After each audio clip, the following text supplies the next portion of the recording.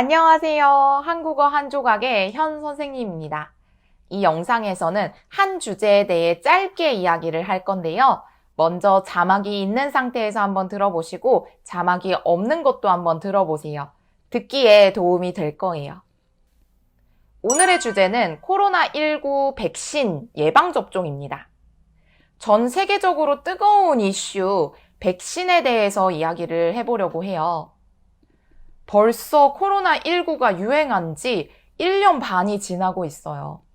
이제는 마스크 없이는 사람들을 만날 수 없게 됐고, 학교 수업도 온라인으로 바뀌고, 재택근무를 하고, 외부 활동도 줄여가면서 버티고 있네요. 특히 지금 전 세계가 코로나19 전파를 막기 위해서 백신 개발에 초집중을 하고 있어요. 보통 백신을 개발하는 데에는 10년의 시간이 걸린다고 합니다. 그런데 지금 1년도 채 안 되는 기간 동안 백신들이 개발되고 있는데요. 이렇게 코로나19를 이겨내는 인간의 가능성은 정말 대단한 것 같습니다. 코로나 확진자 수를 줄이기 위해서는 최대한 많은 사람들에게 백신 접종을 시켜서 집단 면역을 이루어야 하는데요. 아직 백신을 만들어내는 속도가 필요한 양, 수요를 따라가지 못해서 전 세계 나라마다 백신 부족 현상을 겪고 있어요. 현재 여러 종류의 백신들이 개발되었고, 현재도 개발 중이에요. 백신을 맞으면 우리 몸 안에서는 바이러스와 싸울 수 있는 힘이 만들어지고, 이렇게 면역이 형성되면 바이러스에 노출이 되더라도 우리 몸을 보호할 수 있어요. 한국에서는 아직까지 백신 수급이 원활하지 않아서 접종 연령, 직업에 따라서 순서를 정해서 백신 접종이 이루어지고 있어요.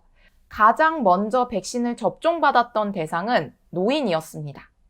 아무래도 노인들은 면역력이 약해서 코로나 바이러스에 걸리면 젊은 사람들에 비해서 사망할 확률도 높아지고 증상도 심해진다고 해요. 그래서 초반에 노인들이 모여있는 집단시설이나 요양병원에서 확진자 수가 크게 증가했습니다. 그래서 한국에서는 최우선적으로 노인과 노인시설에 종사하고 있는 종사자들이 먼저 백신을 맞았습니다. 그 다음으로 병원에서 일하는 의사, 간호사, 경찰, 또 군인, 이렇게 사회에서 필요한 기관에서 종사하는 사람들이 백신 접종 대상이었습니다.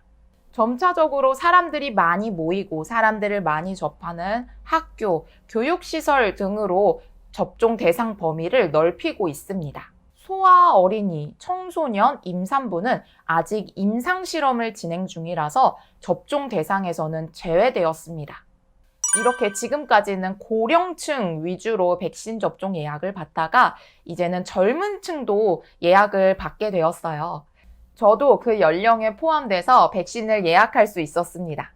먼저 연령대가 20대부터 50대까지 넓어서 그 안에 속하는 사람들이 정말 많아요. 그래서 한 번에 모든 사람들이 예약을 할 수 없기 때문에 사람들마다 예약할 수 있는 날짜가 정해져 있어요.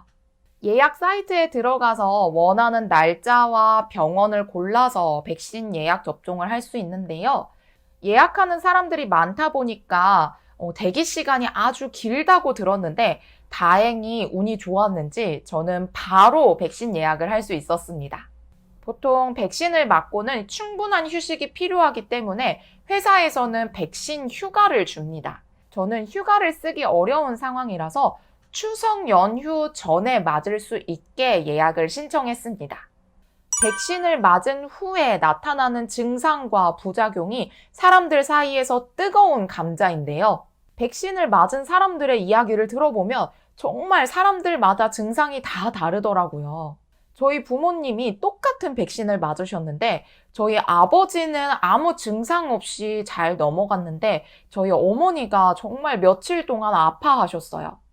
뉴스에서 백신을 맞고 사망하는 사람들도 생기고 큰 병에 걸리는 사람들도 생긴다는 기사를 많이 볼 수 있는데 백신과 연관성이 있는지 없는지는 현재도 계속해서 연구 중이라고 합니다. 백신 종류마다 조금씩 다르지만 백신 접종 후에 흔하게 나타나는 현상은 근육통, 발열, 두통, 피로감이라고 해요. 그런데 이 증상은 며칠 내에 괜찮아진다고 합니다. 그래서 한국에서는 백신 접종 후에 진통제를 먹으라고 뉴스에서 이야기를 한 적이 있었어요. 뉴스 보도가 나간 다음에 특정 진통제가 다 팔려서 구하지 못하는 상황까지 벌어졌었습니다. 정말 코로나19의 영향은 어딜 가나 큰 것 같습니다. 백신을 맞는다고 해서 코로나 바이러스가 100% 예방되는 건 아니라고 해요. 바이러스가 계속 변이되면서 백신을 맞았음에도 불구하고 코로나 바이러스에 걸리는 확진자 수가 세계 곳곳에서 확인이 되고 있습니다. 그래도 지금으로서 전파를 최소화하려면 백신 접종이 최선인 것 같아요. 치료제를 개발하고 있다고는 하지만 언제 개발될지 모르니까요. 오늘 이렇게 전 세계적으로 뜨거운 이슈 코로나19 백신에 대해서 이야기를 해봤는데요. 얼른 백신이 많이 개발되고 생산되어서 많은 사람들이 백신 접종을 받고 마스크도 벗고 일상생활로 돌아갈 수 있는 날이 왔으면 좋겠네요. 그때까지 모두 개인위생 잘 챙기며 건강하게 지내세요. 저도 건강히 백신 접종 잘 하고 오겠습니다. 자, 그럼 이번에는 똑같은 이야기를 자막이 없는 상태에서 한번 들어보세요. 오늘의 주제는 코로나19 백신 예방접종입니다. 전 세계적으로 뜨거운 이슈 백신에 대해서 이야기를 해보려고 해요. 벌써 코로나19가 유행한 지 1년 반이 지나고 있어요. 이제는 마스크 없이는 사람들을 만날 수 없게 됐고 학교 수업도 온라인으로 바뀌고 재택근무를 하고 외부 활동도 줄여가면서 버티고 있네요. 특히 지금 전 세계가 코로나19 전파를 막기 위해서 백신 개발에 초집중을 하고 있어요. 보통 백신을 개발하는 데에는 10년의 시간이 걸린다고 합니다. 그런데 지금 1년도 채 안 되는 기간 동안 백신들이 개발되고 있는데요. 이렇게 코로나19를 이겨내는 인간의 가능성은 정말 대단한 것 같습니다. 코로나 확진자 수를 줄이기 위해서는 최대한 많은 사람들에게 백신 접종을 시켜서 집단 면역을 이루어야 하는데요. 아직 백신을 만들어내는 속도가 필요한 양, 수요를 따라가지 못해서 전 세계 나라마다 백신 부족 현상을 겪고 있어요. 현재 여러 종류의 백신들이 개발되었고 현재도 개발 중이에요. 백신을 맞으면 우리 몸 안에서는 바이러스와 싸울 수 있는 힘이 만들어지고 이렇게 면역이 형성되면 바이러스에 노출이 되더라도 우리 몸을 보호할 수 있어요. 한국에서는 아직까지 백신 수급이 원활하지 않아서 접종 연령, 직업에 따라서 순서를 정해서 백신 접종이 이루어지고 있어요. 가장 먼저 백신을 접종받았던 대상은 노인이었습니다. 아무래도 노인들은 면역력이 약해서 코로나 바이러스에 걸리면 젊은 사람들에 비해서 사망할 확률도 높아지고 증상도 심해진다고 해요. 그래서 초반에 노인들이 모여있는 집단시설이나 요양병원에서 확진자 수가 크게 증가했습니다. 그래서 한국에서는 최우선적으로 노인과 노인 시설에 종사하고 있는 종사자들이 먼저 백신을 맞았습니다. 그 다음으로 병원에서 일하는 의사, 간호사, 경찰, 또 군인, 이렇게 사회에서 필요한 기관에서 종사하는 사람들이 백신 접종 대상이었습니다. 점차적으로 사람들이 많이 모이고 사람들을 많이 접하는 학교, 교육시설 등으로 접종 대상 범위를 넓히고 있습니다. 소아 어린이, 청소년, 임산부는 아직 임상실험을 진행 중이라서 접종 대상에서는 제외되었습니다.